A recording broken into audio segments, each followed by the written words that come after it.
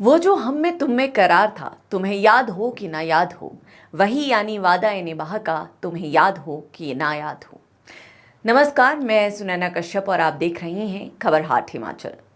हिमाचल की राजनीति में एक ऐसी परंपरा है जिसे ना संविधान ने लिखा है ना कानून ने बनाया है, लेकिन हर चुनाव से पहले कांग्रेस और भाजपा दोनों बिना नागा निभाती है। नाम है चार्जशीट की राजनीति। आज जब 2027 विधानसभा चुनाव की आहट सुनाई देने लगी है और भाजपा एक बार फिर कांग्रेस सरकार के खिलाफ चार्जशीट लाने की तैयारी में है, तो सवाल सिर्फ इतना नहीं है कि इस बार आरोप क्या होंगे। सवाल यह है कि पिछली चार्जशीटों का हिसाब कौन देगा। अगर पिछले 1.5 दशक का इतिहास पलट कर देखें तो हिमाचल की राजनीति में चार्जशीट का सिलसिला लगभग 2010 या 11 से मजबूत रूप में दिखाई देता है। उस समय प्रदेश में प्रेम कुमार धूमल के नेतृत्व में भाजपा सरकार थी और कांग्रेस विपक्ष में। कांग्रेस ने पूरे प्रदेश में हिमाचल फॉर सेल अभियान चलाया। दावा किया गया कि प्रदेश की जमीन, संसाधन और सरकारी फैसलों में बड़े स्तर पर अनियमितताएं हुई है। इस अभियान के तहत एक आरोप पत्र तैयार किया गया और कहा गया कि सत्ता बदलते ही हर मामले की जांच होगी। ये चुनावी राजनीति का बड़ा मुद्दा बना। 2012 में चुनाव हुए, कांग्रेस सत्ता में आ गई। जनता को लगा कि अब जिन आरोपों के आधार पर चुनाव लड़ा गया था उनका सच सामने आएगा। जांच की बातें भी हुई, लेकिन अगर आज किसी आम हिमाचली से पूछा जाए कि हिमाचल फॉर सेल का अंतिम परिणाम क्या निकला, कितने मामलों में दोषियों को सजा मिली या कौन सा बड़ा घोटाला न्यायिक निष्कर्ष तक पहुंचा, तो शायद बहुत कम लोग स्पष्ट जवाब दे पाएंगे। इसके बाद राजनीति का पहिया फिर घूमा। साल 2016 में कांग्रेस सत्ता में थी और मुख्यमंत्री थे वीरभद्र सिंह। भाजपा विपक्ष में थी। इस बार भाजपा ने 77 पन्नों की विस्तृत चार्जशीट जारी की। इसमें तत्कालीन सरकार पर भ्रष्टाचार, प्रशासनिक अनियमितताओं, जमीन से जुड़े मामलों और कई अन्य मुद्दों पर गंभीर आरोप लगाए गए। भाजपा नेताओं ने दावा किया कि ये सिर्फ राजनीतिक आरोप नहीं बल्कि तथ्यों पर आधारित दस्तावेज है और सत्ता में आते ही इसकी निष्पक्ष जांच कराई जाएगी। 2017 में जनता ने भाजपा को सत्ता भी सौंप दी। अब लोगों को लगा कि जिन आरोपों को लेकर चुनाव जीता गया उन पर तेजी से कार्रवाई होगी, लेकिन कुछ समय बाद वही सवाल फिर सामने आने लगा। साल 2018 में एक बार फिर भूमिकाएं बदल गई। भाजपा सरकार में थी और कांग्रेस विपक्ष में। जयराम ठाकुर सरकार का एक साल पूरा हुआ तो कांग्रेस ने 22 पन्नों की चार्जशीट राज्यपाल को सौंपी। इसमें सरकार की कार्यप्रणाली, आर्थिक फैसलों, प्रशासनिक व्यवस्था और कई अन्य मुद्दों को लेकर सवाल उठाए गए। कांग्रेस ने कहा कि ये सरकार की एक साल की रिपोर्ट है और जनता को सच्चाई जानने का अधिकार है। कुछ दिनों तक ये चार्जशीट राजनीतिक बहस का केंद्र बनी रही, लेकिन उसके बाद इसका भी वही हाल हुआ जो पहले की चार्जशीटों का हुआ था। फिर आया 2022 का विधानसभा चुनाव। कांग्रेस ने इस बार अपनी चार्जशीट को नाम दिया लूट की छूट।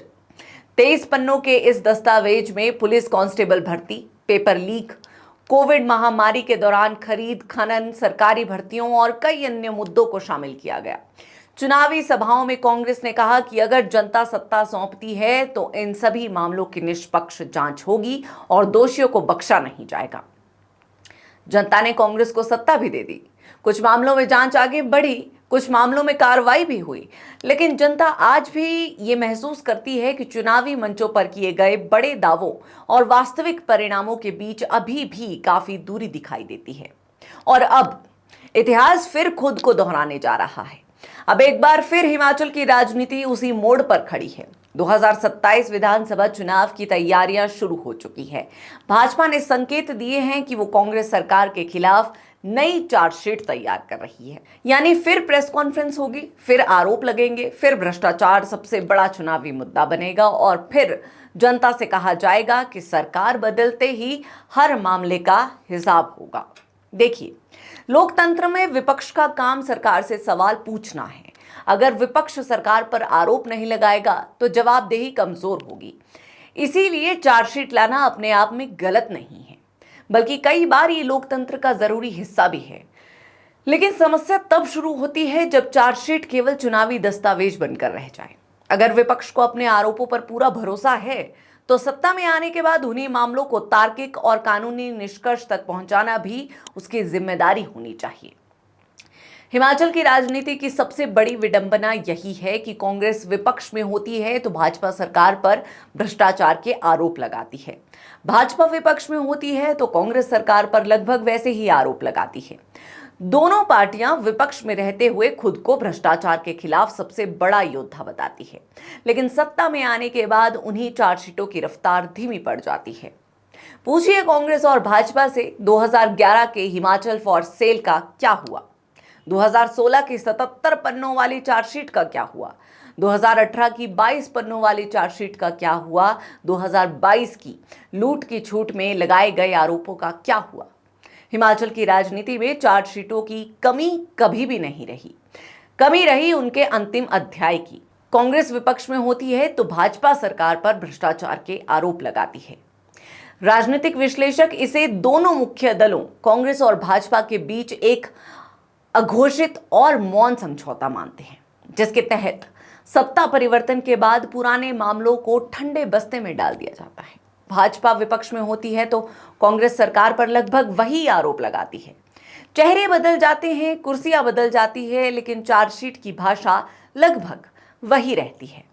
हिमाचल की राजनीति का इतिहास यही बताता है कि विपक्ष में रहते हुए कांग्रेस और भाजपा दोनों एक दूसरे पर गंभीर भ्रष्टाचार के आरोप लगाते हैं, लेकिन सत्ता में आने के बाद वही आरोप या तो लंबी जांचों में फंस जाते हैं या राजनीतिक बहस का हिस्सा बनकर रह जाते हैं। आखिर में जनता के हाथ अक्सर ना कोई बड़ा फैसला आता है, ना किसी चार्जशीट का पूरा हिसाब। लेकिन यह भी सच है कि हिमाचल प्रदेश की राजनीति में चार्जशीट की परंपरा का अंतिम हिसाब हमेशा राज्य की जनता ही अपने वोट से तय करती है, क्योंकि कानूनी मोर्चे पर ये राजनीतिक आरोप कभी किसी तार्किक अंजाम तक नहीं पहुंच पाते हैं। बहरहाल आज की इस चर्चा में इतना ही। इस चर्चा को आप किस तरह देखते हैं, इस बारे में आपकी क्या राय है, कमेंट सेक्शन में जरूर बताएं।